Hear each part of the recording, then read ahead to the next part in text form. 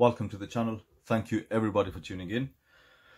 Now today it's not a review, guys. I'm going to share something with you guys. What I have been doing is buying watches. So this video is about me shopping, and I've bought 3 models. This is just an insight on updates to my collection and obviously future content coming.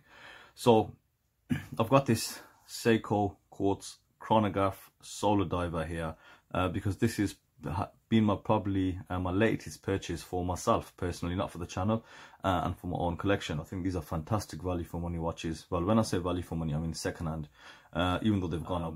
I made my first ever brand new watch purchase, and except obviously AliExpress homages, right? The first brand new watch I bought ever is the Zelos blacktip 41mm. Put the picture up there. It's the new watch they've released, and I went for the Black Sands variant. I was torn between that and the teal dial. Of course, the crimson red was sold out, which is I think the one to go for. But with regards to the teal, I was literally torn between that and Black Sands. But I think I ended up going for the Black Sand because the dial had just a few more features on there. It had the vintage style loom, and that's what I do like. Between the two, the very nice color options as well. So that should be here in a couple of weeks hopefully. And I actually managed to buy it just before it hit January 5th because the price went to $499. I got it for less than that. I can't remember what they were, I think $430. So I'll be looking to review that as soon as that comes in. So that's why I got the Zelos here. I still need to review this, and I'll tell you what, amazing watches Zelos are. I don't need to say that, and that's one of the reasons I haven't been, it's not been that urgent to get this review out, because people do know how good they are. There's a bunch of reviews out on these watches. Now, the second watch I bought, there's nothing related here. I went for a Steinhart Premium 500. I think it's called the titanium version. I think it's got the ETA 2892 movement, non-GMT.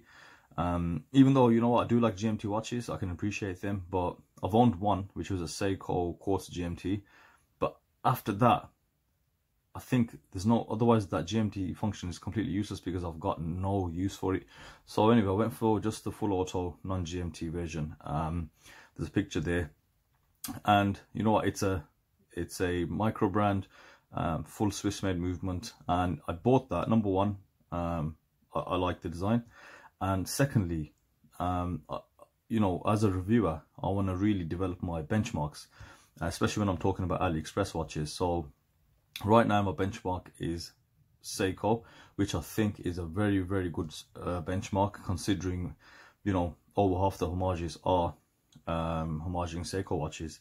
Even out of that, I think Seiko do offer a very, very good value for money entry level dive watch.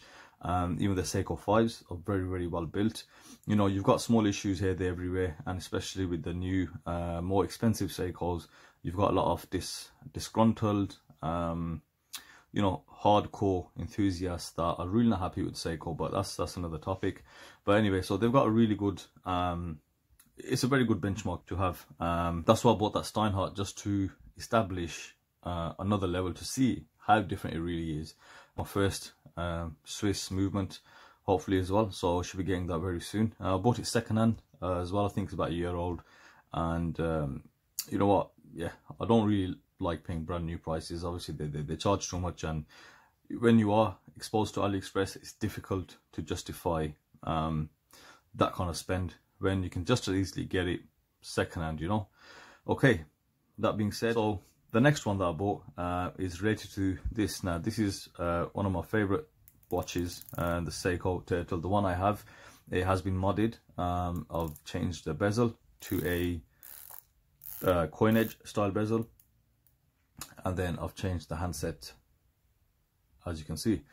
So yeah, so I've just recently bought a Seiko Save the Ocean Monterey special edition, or the King Turtle as they call it. So it comes with that day window magnification, comes with ceramic and sapphire. So yeah, you're probably thinking, I mean, they've been out for a while anyway, but you're probably thinking finally Seiko is giving us what they should have been giving us. And those brand new are around $550. in the sales you get them for around $450.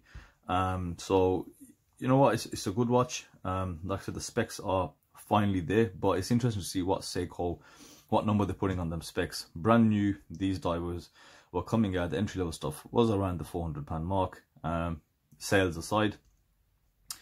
But then if they've put that for $550 brand new, so they're putting £150 on the sapphire and ceramic. So it's interesting to see that. I mean, a lot of people complain, and I think this is what, it's a bit naive to complain, I'd say. One, because Seiko is a massive corporation. They're a well-known brand, so you know they will never produce a watch like what you see from AliExpress, just due to the corporate side of it. You know, the overheads, the fees, the wages, you know, the boss fees, etc. So I think the cost price for the watch is very cheap. Then Seiko also do a lot of their own stuff, a lot of proprietary stuff, their own loom, their own sapphire crystal, their own movement effectively. So anyway, yeah, so I've got that turtle coming, so really excited to see how that looks and feels, and if it is any different, because what you do get, regardless of the price range, I think even the £900 Seikos, I've spoke to a few, you know, big time enthusiasts, a few of the subscribers actually,